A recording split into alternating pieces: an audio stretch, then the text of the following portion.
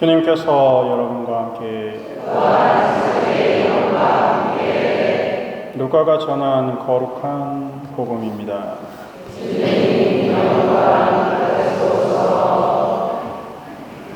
예수님께서 예루살렘으로 가시는 길에 사마리아와 갈릴레아 사이를 지나가시게 되었다. 그분께서 어떤 마을에 들어가시는데 나병 환자 10사람이 그분께 마주 왔다. 그들은 멀찍이 서서 소리 높여 말하였다. 예수님, 스승님, 저희에게 자비를 베풀어 주십시오. 예수님께서는 그들을 보시고 가서 사제들에게 너희 몸을 보여라 하고 이르셨다. 그들이 가는 동안에 몸이 깨끗해졌다. 그들 가운데 한 사람은 몸이 나은 것을 보고 큰 소리로 하나님을 찬양하며 돌아와 예수님의 발 앞에 엎드려 감사를 드렸다. 그는 사마리아 사람이었다. 그러자 예수님께서 말씀하셨다. 10사람이 깨끗해지지 않았느냐? 그런데 9은 어디에 있느냐? 이 외국인 말고는 아무도 하느님께 영광을 드리러 돌아오지 않았단 말이냐? 이어서 그에게 이르셨다. 일어나 가거라. 내 믿음이 너를 구원하였다. 주님의 말씀입니다.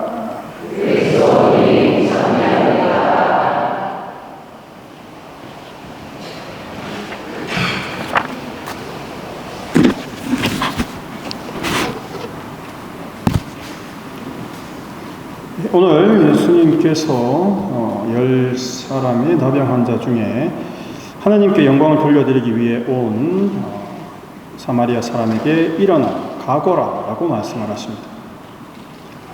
세례를 받으신 우리 여러분들, 우리는 모두 모든 것의 주인이시고 인간과 이 온 세상을 만드신 하느님의 자녀로 불리움을 받았고 세례로 축성을 받았습니다. 따라서 일반 사람들과는 다른 위치에 있게 된 겁니다. 제2독서에서 바오로 사도처럼 예수님을 닮아 감옥에 갇히고 박해와 죽음에 이르게 된 것을 은총이라고 표현합니다. 세례를 받으신 여러분들께서, 물론 예비자 분들도 계시지만, 내가 신자가 된 것을 은총이라고, 선물이라고, 기쁨이라고 생각하십니까? 그렇다면 그 선물과 은총과 기쁨을 잘 간직하시기 바랍니다. 왜냐하면 우리의 원수들이 호시탐탐 그 선물과 은총과 기쁨을 빼앗으려고 암약하고 있기 때문입니다. 이 암약이라는 말은 암중비약이라는 말의 줄임말입니다. 암중비약은 말 그대로 어둠 속에서 뛰고 날다라는 뜻입니다. 악마들이 하는 행동을 가장 잘 표현하는 것이라고 할 수 있죠. 따라서 우리의 원수들이 정말 이 우리의 선물과 은총을 늘 빼앗으려고 암약하고 있다는 것을 잊지 않으셔야 됩니다. 주님께 보호를 청하셔야 된다는 거죠. 그런데 신자가 되신 분들 중에서 내가 신자가 된 것이 짐스럽고 부담스럽고 뭐가 좋은지 아직 모르겠고 의무만 있는 것처럼 귀찮게 여겨지신다면 그것 또한 축하합니다. 왜냐하면 아직 인생에서 자신의 힘으로 극복 불가능한 시련을 맞이하지 않으셨기 때문이죠. 앞으로도 그런 시련을 맞이하지 않으셨으면 좋겠습니다. 그리고 그런 시련이 생기지 않으시길 축복드립니다. 하지만 하나님의 보호와 은총, 하나님과 가까워지시지 않으면 계속 그 보호를 받으시기 힘드실 겁니다. 따라서 악의 세력은 그렇게 아직 극복 불가능한 밑바닥의 시련을 맞이하지 않은 사람들, 똑같이 하나님에게 더욱 가까워지지 못하도록 하기 위해 시시때때로 유혹하고 다른 것에 마음을 두도록 종용합니다. 그렇게 악의 공격을 끊임없이 받다 보면 결국 우리는 시련에 떨어지고 어려움을 겪지만 하나님께서는 우리를 결코 버려두시지 않기 때문에 다시 회복하고 하나님의 은총을 체험하고 신앙과 믿음이 깊어지실 겁니다. 그런데 여기에도 악의 세력은 함정을 파고 우리가 하나님께 버림받았다고 생각하도록 유도할 겁니다. 따라서 이 모든 것들을 생각할 때 우리가 세례를 받고 하나님을 아는 신앙인으로 불리워졌다는 그 사실 그 자체가 은총이고 축복이죠. 따라서 이 선물을 악의 세력에 빼앗기지 않고 잘 간직할 때 우리는 큰 도움이 하나님으로부터 큰 도움과 은총을 받을 수 있으실 겁니다. 하지만 어쩌다가 잊어버리고 또는 뺏겼다고 해서 너무 의기소침해지지 마시기 바랍니다. 바로 그 부분이 악이 바라는 거기 때문이죠. 악은 우리가 의기소침해져서 자신감과 의욕을 상실하고 침울하고 활기가 사라지기를 바라기 때문입니다. 따라서 모든 것의 주인이시고 가장 강력하신 전능하신 하느님께서 우리를 구해 주셨다는 것을 다시 한번 상기하시며 내 안에서 그 의미와 가치를 새롭게 합시다. 그렇게 할 때 우리는 어떤 상황, 어떤 상태에 있더라도 하느님 안에 머물러 있기 때문에 가장 좋은 상태, 가장 좋은 상황이 되는 것입니다.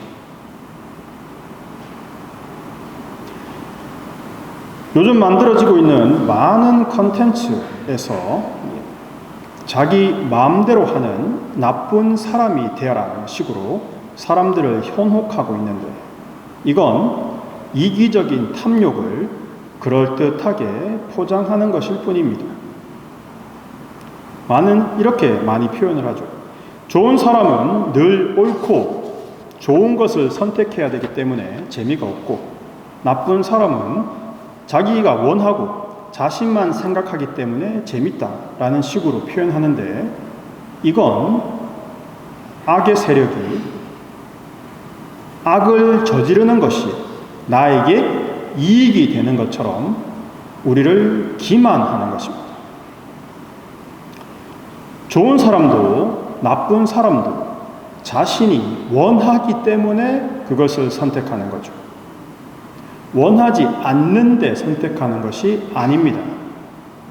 따라서 좋은 사람은 옳고 좋고 이타적인 것을 원하는 사람이고 나쁜 사람은 틀리고 나쁘고 이기적인 것을 원하는 사람이죠. 좋은 사람은 자신이 원하는 것을 선택하지 못한다고 말하는 것은 사실 좋은 사람도 이기적이고 싶은데 그렇지 못하는 위선자다라는 숨겨진 생각이 있는 겁니다. 따라서 우리는 그것을 기만, 즉 상대를 속여 잘못된 판단을 하게 만드는 행위라고 말하는 겁니다. 여기서 말하는 콘텐츠라는 말, 우리말로는 각종 정보, 자료 이렇게 말할 수 있겠지만 사실 그것만으로는 이 콘텐츠라는 말을 표현하기에 좀 부족함이 있습니다. 콘텐츠의 사전적 정의는 다음과 같습니다. 부호, 문자, 도형, 색채, 음성, 음향, 이미지 및 영상 등으로 만들어진 자료라는 뜻입니다. 즉 인간이 생성할 수 있는 모든 형태의 자료를 컨텐츠라는 말로 사용합니다. 따라서 각종 정보, 자료 이렇게 표현해서는 사실 그 의미가 전달되기 부족한 면이 있어서 컨텐츠라고 표현을 하겠습니다. 따라서 우리가 접하는 모든 양식의 컨텐츠들 안에서 우리는 잘못된 정보들을 접할 수 있다는 겁니다. 인터넷이 발명되고 굉장히 오랜 시간이 몇십 년이 거치면서 수많은 사람들이 이제는 당연히 사용되는 것이 되었지만, 지금의 시대의 문제점은 이 인터넷에서 만들어지는 정보들이, 콘텐츠들이 더 이상 양질의 정보를 담고 있지 못하고 있다는 것이 문제입니다. 그것을 가속시키는 핵심은 바로 AI입니다. 인간이 검증하고 자신의 창의력을 발휘해서 만들어지지 않은 AI가 재생산한 정보들이 인터넷에 넘쳐나게 되면 사람들은 그 정보에 회의를 느끼게 되고, 또 AI네. 이거 또 못 믿겠네. 이렇게 되는 순간 인터넷은 쓰레기장이 되고 아무도 찾지 않는 공간이 될 겁니다. 오히려 그렇게 될 때 사람들은 더 양질의 올바른 자료들을 찾아 새로운 또는 기존에 있던 책으로 된 정보들을 찾게 될 겁니다. 따라서 이것에서 우리가 생각해 볼 수 있는 것은 좋은 사람도 나쁜 사람도 자신이 원하는 것을 한다는 겁니다. 자신이 찾고 싶은 것을 찾는다는 거죠. 따라서 좋은 사람은 좋은 것을 원하기 때문에 좋은 사람이라고 말할 수 있습니다. 오늘 예수님께서 치유해 주신 이 10사람의 나병 환자 중에서 한 사람만 하나님께 영광을 돌려드리기 위해 예수님께 다시 왔습니다. 즉 하나님께 영광을 돌려드리는 것이 자신이 원하는 것이었다라는 뜻입니다. 그 하나님께 영광을 돌려드리는 것을 원했던 그 나병 환자, 지금은 치유를 받아서 깨끗한 사람이 되었죠. 그에게 예수님께서는 일어나 가거라 하시면서 사명과 자격을 부여하십니다. 즉 은총을 청하러 왔던 작고 빈곤하고 약자였던 그가 예수님의 구원과 하나님께 영광을 돌려드리는 자신의 원의로 크고 가득 차고 강한 자가 되어서 일어났습니다. 우리도 이렇게 되어야 합니다.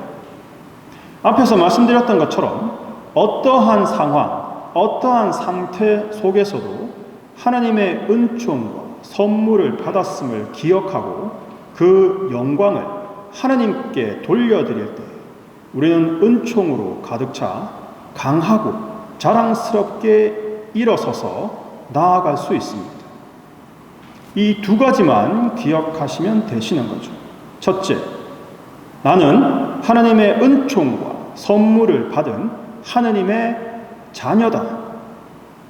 두 번째, 이 은총과 선물에 대해서 하나님께 영광을 돌려드리자. 이렇게 할 때 우리는 하나님의 강력한 도움과 인도로 일어나 나아갈 수 있습니다. 이 험난하고 복잡하고 혼란스러운 세상을 말이죠. 인터넷이라는 그 세계도 마찬가지입니다. 따라서 이 모든 것들을 종합해 봤을 때 우리에게 필요한 것은 두 가지라는 거죠. 첫 번째가 하나님의 은총이고 두 번째가 하나님께 영광을 드리는 겁니다. 이 두 가지를 꼭 기억하며 당당하게 살아갑시다. 왜냐하면 우리는 전능하신, 말 그대로 모든 것을 하시는 가장 강력한 힘을 가지신 하느님의 자녀들이기 때문입니다. 아멘.